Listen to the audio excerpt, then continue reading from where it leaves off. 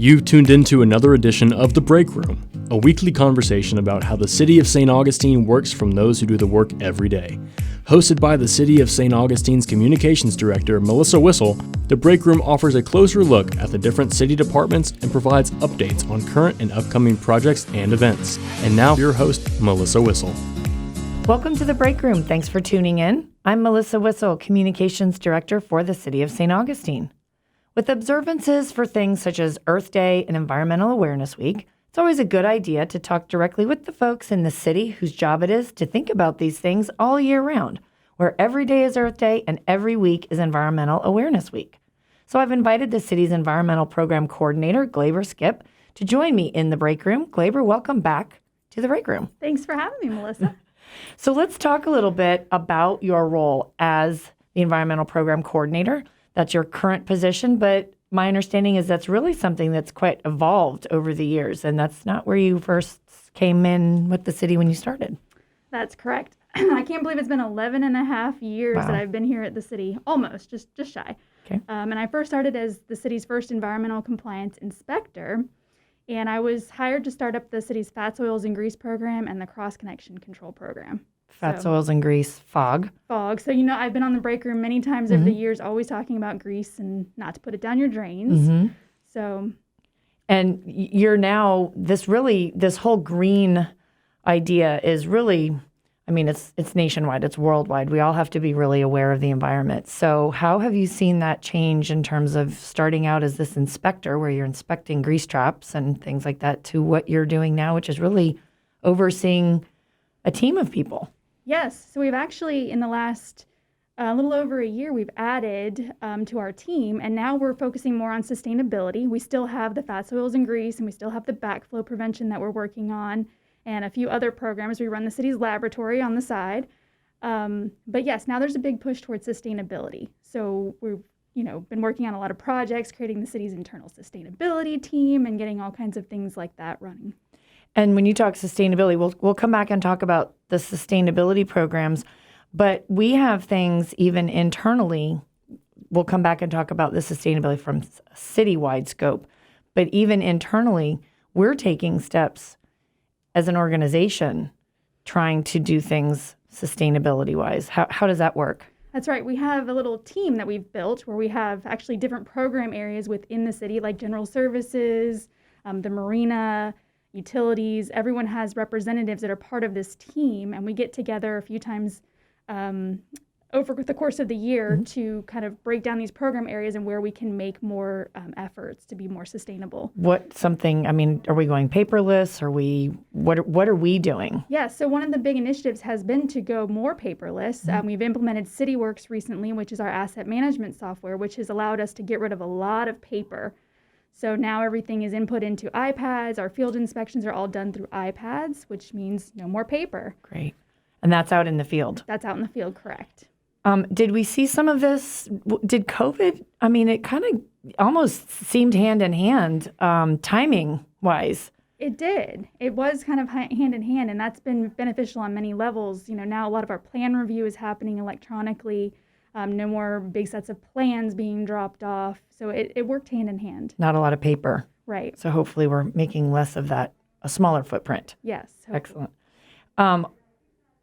You've also recently, you've talked at a commission meeting about a tree canopy program. Does that play into all of this as well? Yeah, so that's another one of the sustainability initiatives.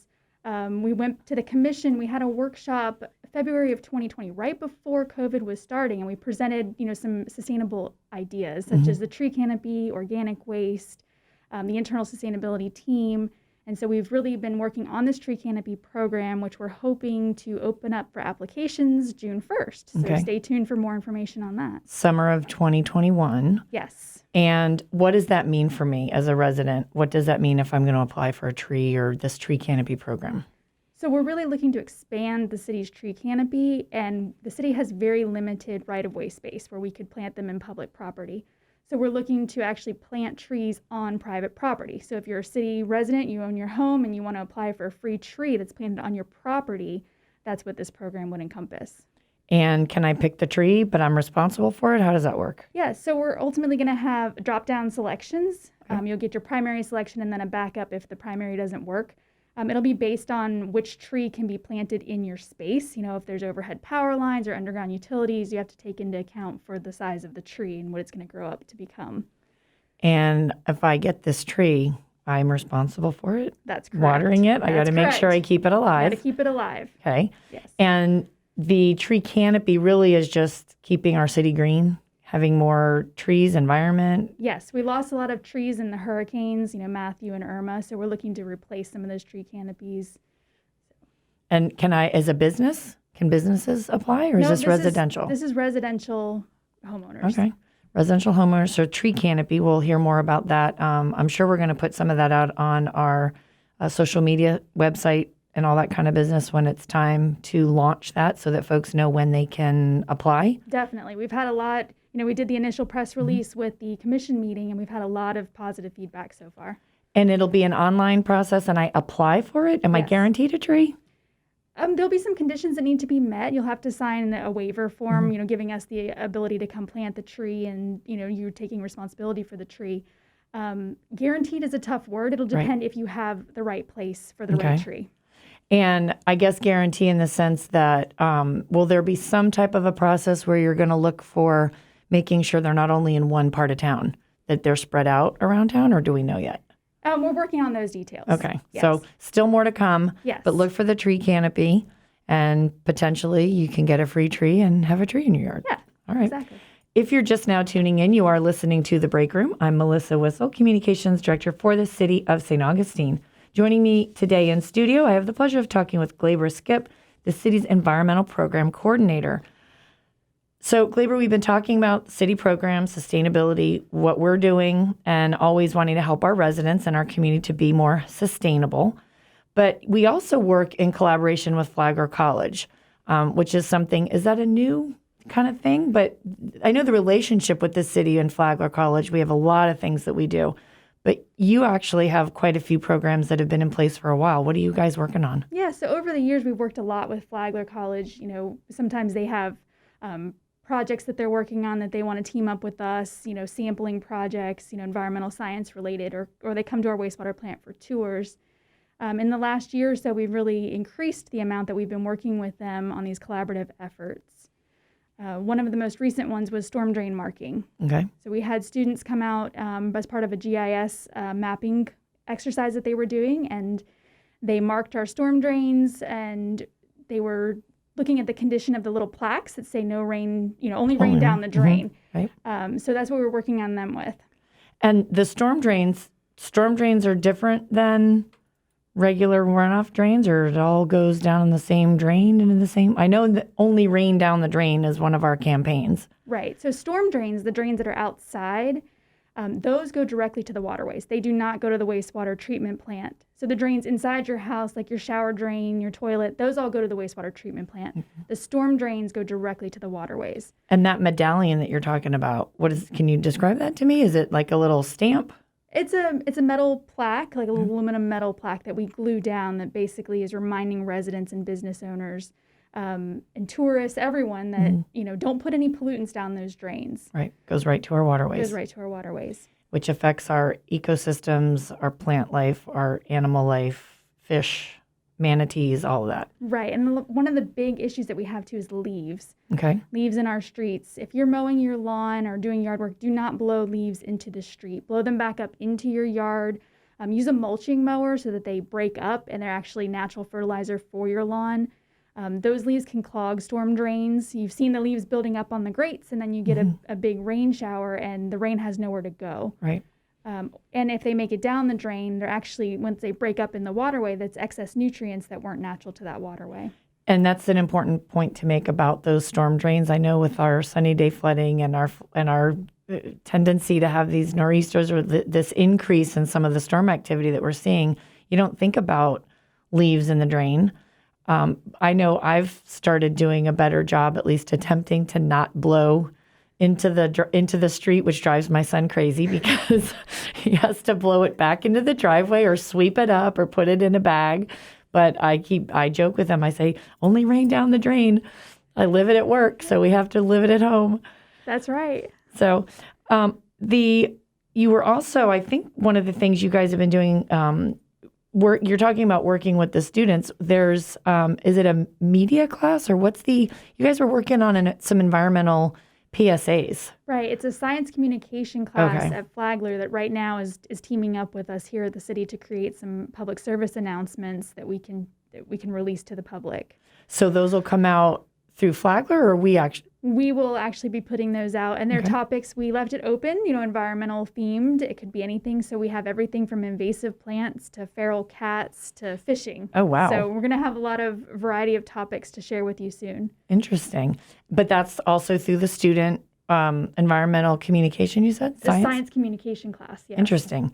And you guys have had to adapt a little bit with COVID in working with the students. I know Flagler's had a pretty strict campus rule about masks and how their classrooms are operating. Have you guys been able to come up with some alternatives to work in that? Actually, just recently we had some tour groups come through. This was our first tour since COVID, and we set up a little outdoor classroom area, which worked out great for the students. We were able to give them, PowerPoint slides on the tour of a drop of water through the whole process, from water treatment to wastewater treatment, and then we were able to tour the facility, masks in tow. Excellent.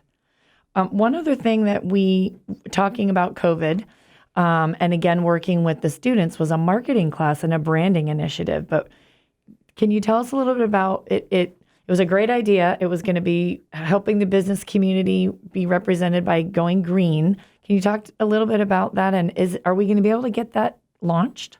Yeah, so right before COVID, we were working with Flagler's Design Methodologies class to create some logos for a green business recognition program that we wanted to start. And then, of course, it was wrapping up right at the same time that COVID hit, and it just wasn't the right time. These businesses around the city were focused on staying open, Right. Period. So we didn't want to, hey, let's start a new initiative. But now we've been dusting that off, and getting that back up and running. And we're hope to present to the commission on that some logo selections and some details regarding a green business recognition program. And the green business, the reason, just to explain that, why that becomes or could have been a burden if I'm trying to stay open, a lot of green initiatives are expensive or more costly than just operating your business as usual, because the products perhaps that you have to buy to be green, or the way that you have to operate your business. Can you?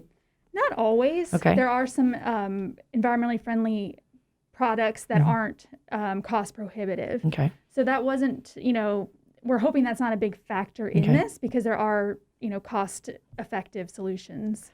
What is the green business initiative going to look like, though, for a business? Do you have any, even though it's not been officially approved, but you're in the works of discussing this, what does this start to look like? So there will be a set of criteria, and there'll be different levels. So if you check these certain criteria that you're doing, you get points that go toward a level, and you'll have a sticker in your window that you get to display that you're a green business, within our community. Great. And then we hope to have on the website, identify these green businesses. So it'll be right next to the TripAdvisor sticker. Yeah, that's what we hope for. Excellent. Well, and that would be a really great thing to see citywide, next to the mask sign and the TripAdvisor. You can be a green business. Exactly. That's what we're hoping for. Excellent. Glabra, a lot of things going on in your division there as our environmental program coordinator. And as always, it's great to have you, and we'll look forward to having you back. All right. Thank you for having me, Melissa. As we wrap up another edition of The Break Room, I hope we answered your questions. If we didn't, take a minute and drop an email. You can send that to info@citysanog.com. Let me know if we missed anything or if there's someone you would like to hear from. We want to keep you informed about what's happening in and around the city, and most importantly, that you hear it here from the people doing the work and making it happen every day. Remember that in order to stay connected, you need to be connected. You can like us and follow us on all of our social media platforms. We're on Facebook, Twitter, and Instagram @CitySt.Aug. Until next time, thanks for tuning in. You've been listening to The Break Room, a weekly program addressing projects and programs offered by the City of St. Augustine. Join us each week as the city's communications director, Melissa Whistle, has in-depth conversations with the people who make our town work to meet the needs of our community. The Break Room is produced by communications specialist for the City of St. Augustine, Cindy Walker, and engineered by Flagler College communication major, Lily McNeil. See you at this time next week for another edition of The Break Room.